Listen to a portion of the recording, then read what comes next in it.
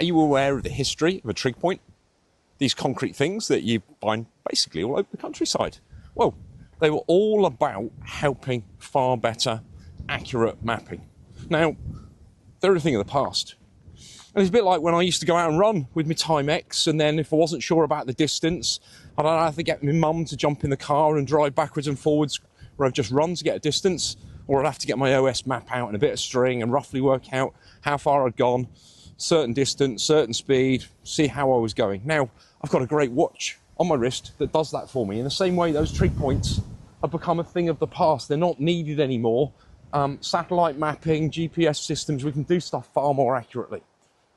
Now, that doesn't mean they're a relic. It doesn't mean they're a thing of the past, but it just means there are ways of doing things now that give us far more accuracy. And so we use them. And that's all about everything I try and get you to think about. So if we're not assessing things properly, we're guessing. And if we're guessing, we're not going to make the progress that we need. And just because you used to do something a while back, or you've got a coach that was an elite athlete in the 70s, and he's still doing things like he was an elite athlete in the 70s, that is not progress. So assess, don't guess. Look at movements that are taking you forward at the moment. Look at things that give us a far better understanding of the world. Take that information on board. Use the latest sports science, use the latest technology, use the latest knowledge, and apply it to today, and think about how you can improve for the future. Trig points, yeah, it's behind me today.